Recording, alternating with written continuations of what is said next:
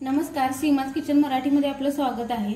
आज आपण आपल्या किचनमध्ये हिवाळा स्पेशल कोथिंबीरची ग्रीन चटणी बनवणार आहे। यासाठी मी कोथिंबीर घेतले, ही स्वच्छ धुवून अशा प्रकारे नीट करून घ्यायची आहे। यासाठी 2 मिरच्या लागणार आहेत। हा चाट मसाला पाव चमचा, सेंधव मीठ घेतले, चवीनुसार वापरायचं आहे। अर्धा लिंबू घेतलाय मी। यासोबतच 1 चमचा साखर, 2 लसणाच्या पाकळ्या व 2 आल्याचे तुकडे, कढीपत्ता व ही भाजकी चणा डाळ घेतले। आता हे सगळं आपल्याला मिक्सर मध्ये बारीक करून घ्यायचं आहे। याला कोणताही गॅसचा वापर करायचा नाही। ही चटणी खूप चवीला छान लागते। इवन तुम्ही ताटात तोंडी लावाय देखील ठेवू शकता किंवा आपण जे नाश्त्याचे प्रकार करतो, डोसा, उत्तप्पा, आप्पे, इडली त्यासोबत देखील खाऊ शकता। काही जणांना पुदिन्याची चटणी आवडत नाही, त्यांच्यासाठी ही कोथिंबीरची ग्रीन चटणी पर्याय आहे। इवन तुम्ही सँडविच करता, सँडविचला नॉर्मली पुदिन्याची चटणी वापरतात, तुम्ही ही ग्रीन चटणी देखील वापरू शकता। त्यामुळे सँडविचची चव आणखीन चांगली उभारून येते। अशा प्रकारे 2 मिरच्यांचे तुकडे करून टाकायचे आहेत आपल्याला।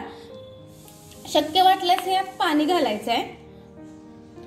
1 चमचा साखर, 2 लसणाच्या पाकळ्या, हे 2 आल्याचे तुकडे, हे आपलं सेंधव मीठ, हे सगळं मिक्स करून आपल्याला मिक्सरला बारीक करून घ्यायचं आहे। व आपल्या चटणीचा कलर ग्रीन राहावा यासाठी हा आपण लिंबू वापरतो आणि त्याने चटपटीपणा देखील वाढतो।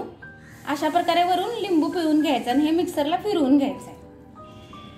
यात आपण भाजकी डाळ देखील घालणार आहोत, ती देखील सगळं मिक्स करून आपल्याला बारीक करून घ्यायचं आहे। 1 चमचा भाजकी डाळ घातले। आपण आपली चटणी मिक्सर मधनं बारीक करून घेतले। बघू शकताय तुम्ही किती ग्रीन कलर आलाय। बाहेरच्या ज्या आपण विकतच्या चटण्या खातो त्यात नॉर्मली फूड कलर यूज केलेला असतो, पण तुम्ही अशा प्रकारे जर चटणी केली तर तुमचा ग्रीनपणा पण आणि तितकीच चव उत्तम राहील। आता ही आपण एका भांड्यात काढून दाखवते। घट्टपणा पण किती आहे बघू शकताय तुम्ही। गरज वाटल्यास तुम्ही या थोडी कोथिंबीरची देठ कधी कधी मोठी असतात, मग बारीक होत नाही, त्यावेळेस तुम्ही पाण्याचा वापर करू शकता।